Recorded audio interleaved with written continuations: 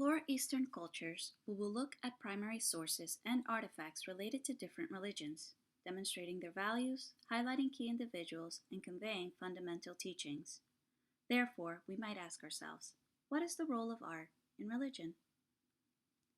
So far in Unit 3, we have learned about these four Eastern religions: Hinduism, Buddhism, Taoism, and Confucianism. What is the purpose of art within a culture? The purpose of art is to communicate. It allows people from different times, different cultures, and different backgrounds to share a message with one another through pictures, sculptures, and/or writings. Art can reflect important beliefs, sometimes about religion. Stories and art can reflect important values and fundamental teachings. How can religious beliefs be demonstrated through art? Think about how we can interpret art and artifacts. Observe and describe. What do you see? What details do you notice around the main images? Think and infer. Is there a story? Does it convey a mood? What is its purpose? And connect. What connections can you make between this work of art and what you have learned about certain religious beliefs of this culture? Let's consider some artifacts related to the different religions we've learned about. For Hinduism, we have Krishna holds up Mount Govardhan to shelter the villagers of Braj. The story says that Krishna saw huge preparations for the annual offering to Indra, the god of thunder and rain. He debated with the villagers that as farmers, they should do their duty and concentrate on farming and protection of their cattle, not pray or conduct sacrifices in the hopes to improve their chances of a better crop. The villagers were convinced by Krishna and did not make their sacrifices to Indra, who was angered and flooded the village. Krishna then lifted Mount Govardhan and held it up as protection to his people and cattle from the rain. Indra finally accepted defeat and recognized Krishna as supreme. Both the story and the folio serve to remind Hindus of their dharma or duty in life. The farmers were protected for listening to Krishna and focusing on their responsibilities, and even the deities must follow their dharma to be merciful to the lesser beings or be forced to accept defeat. Dharma is one of the main concepts of Hinduism, and we see it clearly represented within this artifact as it depicts the story of Krishna and the villagers of Braj. For Buddhism, we have the cup stand with 8 Buddhist treasures.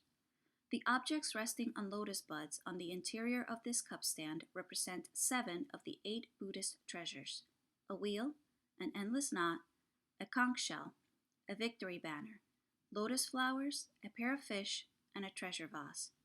The parasol, the traditional 8th treasure, has been replaced with a pair of elephant tusks. The wheel of Dharma represents Gautama Buddha and the Dharma teaching.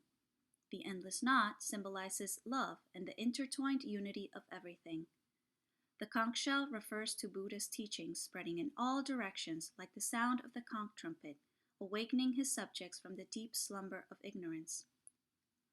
The victory banner represents the Buddha's victory over the 4 hindrances in the path of enlightenment: pride, desire, disturbing emotions, and the fear of death.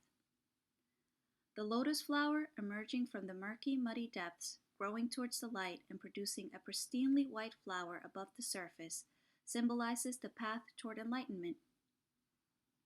The pair of fish symbolizes moving freely and spontaneously, without fear of drowning in the ocean of suffering. The treasure vase symbolizes long life, wealth, and prosperity. For Taoism, we have the Taoist immortal, probably Lao Tzu. Lao Tzu, also known as the celestial worthy of the way and its virtue, is the author of the Tao Te Ching, the way and its power. Why might Taoists choose to immortalize the founder of the religion through sculpture? Many Asian cultures revere their ancestors. Lao Tzu was considered a very important imperial ancestor and therefore worthy of worship. For Confucianism, we have the classic of filial piety. We can see a son being respectful and bowing down to his elders. Confucius taught that societies are at their best when they follow rules. There is harmony or balance in following the social order. Filial piety is one of the greatest virtues that must be shown both to the living and the dead. It refers to the respect a child must show his father and ancestors. Artists believed that painting was not just a record of visuals, but also a reflection of the artist's mind, a revelation of his personality, and an expression of deeply held values. How can religious beliefs be demonstrated through art? Remember to make close observations and inferences about what you see, but most importantly, make connections between the cultural and religious beliefs you have learned about. You can always search for more information by reading about these religions, cultures, or philosophies in books or trusted websites. Art tells us about cultures, values, and important beliefs. It's worth taking a closer look at art and artifacts. You can learn so much from them.